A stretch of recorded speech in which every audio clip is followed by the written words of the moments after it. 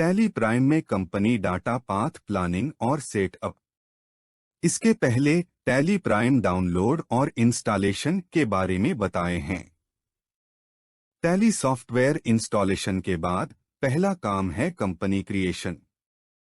लेकिन company creation के पहले किस तरह हर कंपनी के हर फाइनेंशियल ईयर के डेटा कंप्यूटर में ऑर्गेनाइज करे, इसका प्लान करना जरूरी है। कंपनी क्रिएट होने के बाद डेटा रीऑर्गेनाइज करने का कोई सरल और सीधा ऑप्शन टैली में नहीं है। इसलिए डेटा पाथ पहले से प्लान करना बहुत जरूरी है। इस वीडियो में हम डेटा पाथ प्लानिंग और उसके अनुसार हर कंपनी के डेटा पाथ कैसे सेट करे, उसके बारे में बताएंगे।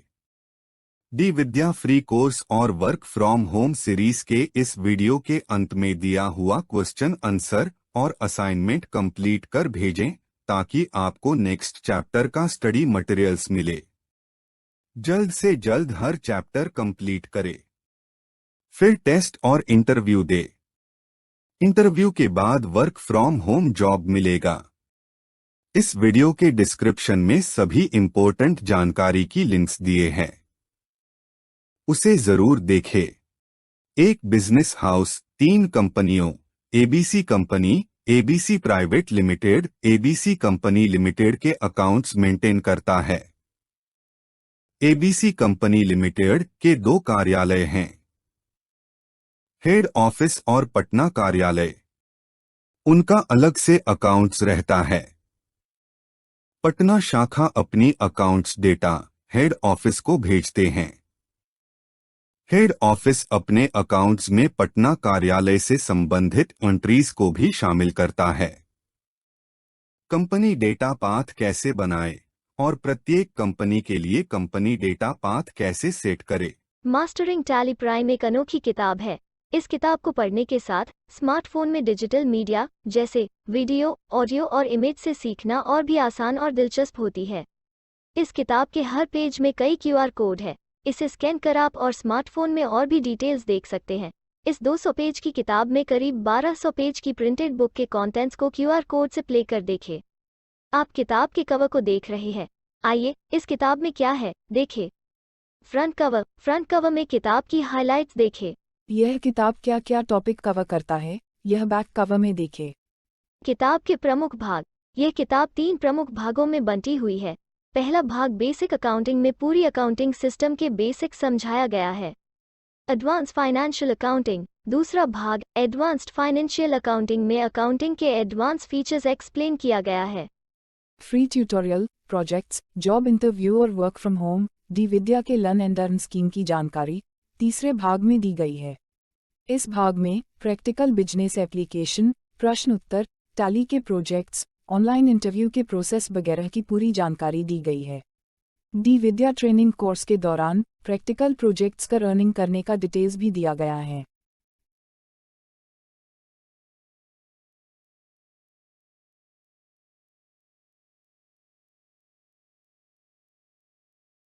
किताब को किस तरह पढ़े। डी विद्या लर्न और अर्न कोर्स के छात्र पहले और दूसरे भाग को पढ़े।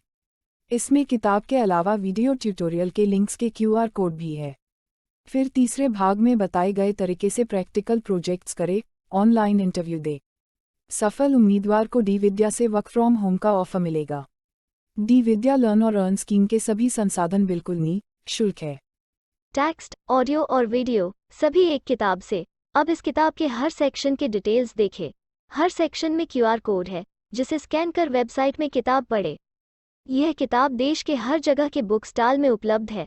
इसके अलावा अमेजन, फ्लिपकार्ट और BPB पब्लिकेशन से ऑनलाइन सिस्टम में भी उपलब्ध है।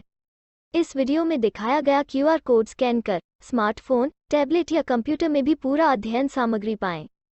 प्लान एक ही डेटा पाथ में सभी कंपनी के डेटा क्रिएट करे।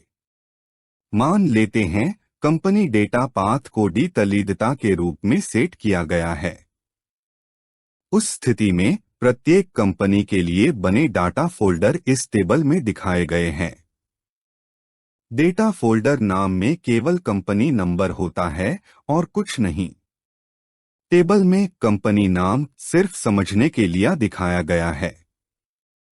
जब सभी डेटा एक डायरेक्टरी यानी कंपनी डेटा पाथ में रखे जाते हैं तो उस डायरेक्टरी को डिफॉल्ट डेटा पाथ के रूप में सेट कर सकते हैं। प्रत्येक डेटा पाथ डेटा डायरेक्टरी में टैली 10,000 से शुरू होने वाले लगातार नंबर आवंटित करते हुए डेटा फोल्डर बनाता है। प्लान 2, हर फाइनेंशियल ईयर के लिए अलग कंपनी डेटा पाथ क्रिएट करे। हर फाइनेंशियल ईयर के लिए अलग डेटा पाथ सेट करे, जैसे tally data 2021, tally data 21-22, tally data 22-23। इस तरह 3 डेटा डायरेक्टरी बनेंगे। प्रत्येक डेटा पाथ यानी डेटा डायरेक्टरी में टैली 10,000 से शुरू होने वाले लगातार नंबर आवंटित करते हुए डेटा फोल्डर बनाता है। मतलब एक ही डेटा फोल्डर नेम यानी एक ही नंबर की कई कंपनी बनेगी। प्लान 3, हर कंपनी के लिए अलग कंपनी डेटा पाथ क्रिएट करे। हर कंपनी के लिए अलग डेटा पाथ सेट करे, जैसे tally data ABC company, tally data ABC company private limited, tally data ABC company limited head office, tally data ABC company limited Patna. इस तरह 4 डेटा डायरेक्टरी बनेंगे। प्रत्येक डेटा पाथ यानी डेटा डायरेक्टरी में tally 10,000 से शुरू होने वाले लगातार नंबर आवंटित करते हुए डेटा फोल्डर बनाता है। मतलब एक ही डेटा फोल्डर नेम यानी एक ही नंबर की कई कंपनी बनेगी। अगर बहुत सारी कंपनियों का अकाउंट्स टैली में मेंटेन कर रहे हैं, जैसे company account, partnership account, personal account, तो आप डाटा कैसे ऑर्गेनाइज करेंगे, इसका प्लान पहले ही करना होगा। क्या आप सभी डाटा एक ही डेटा पाथ यानी फोल्डर में रखेंगे, या हर कंपनी का अलग अलग फोल्डर मेंटेन करेंगे, या हर साल का अलग अलग फोल्डर सेट अप करेंगे? आइए हम सारे अल्टरनेटिव मेथड एक्सप्लेन करते हैं। नई कंपनी क्रिएशन के समय एक फोल्डर नंबर अलॉट होता है, इसे कंपनी नंबर कहते हैं। हर फोल्डर में कंपनी नंबर 10,000 से शुरू होता है।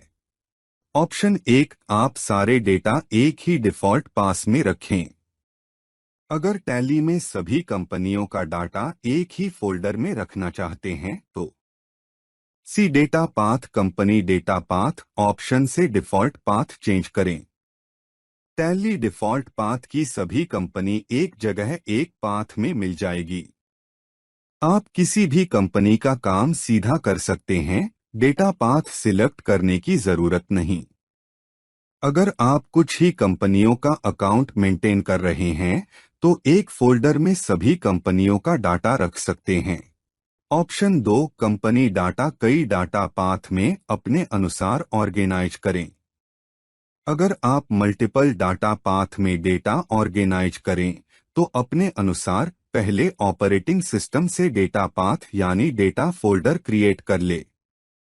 हर कंपनी क्रिएट करते वक्त डाटा पाथ सिलेक्ट करें। बिजनेस ऑर्गेनाइजेशन साधारणतया कंपनी डाटा 2 तरह से ऑर्गेनाइज करते हैं। हर कंपनी के लिए अलग अलग डाटा फोल्डर क्रिएट करें। एक कंपनी के हर ब्रांच और फाइनेंशियल ईयर के डाटा एक ही फोल्डर में रखें। हर फाइनेंशियल ईयर के लिए अलग अलग डाटा फोल्डर क्रिएट करें। एक फाइनेंशियल ईयर के सभी कंपनी के डाटा एक ही फोल्डर में रखें। अगर मल्टीपल डेटा पाथ में डाटा रखते हैं तो हर पाथ में कंपनी नंबर 10,000 से शुरू होता है। इसका मतलब एक ही नंबर की कंपनी अलग अलग फोल्डर में क्रिएट होगी। आप सभी डाटा साथ में एक ही डेटा फोल्डर में रखेंगे या मल्टीपल डाटा फोल्डर में ऑर्गेनाइज करेंगे, इसका सुविधा और असुविधा दोनों पहले से विचार कर ले, उसके अनुसार प्लान करें। बाद में डाटा पाथ रिओर्गनाइज करना आसान नहीं है। कभी कभी कोई ड्राइव फुल होने या और कोई कारण के लिए डाटा एक ड्राइव से दूसरे ड्राइव या डेटा फोल्डर रिओर्गनाइज करने की जरूरत होती है। लेकिन एक डेटा पाथ से डेटा पाथ में डाटा मूव करने का या डेटा रिओर्गनाइज करने का कोई सिंपल सिस्टम टैली में नहीं है। Tally prime company data path planning questions. Read the questions carefully. Record your answer in smartphone camera in selfie mode. Create separate video for answer to each question.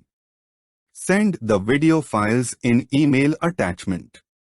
1. While creating a company, the data path is specified as ftally data instead of etally data.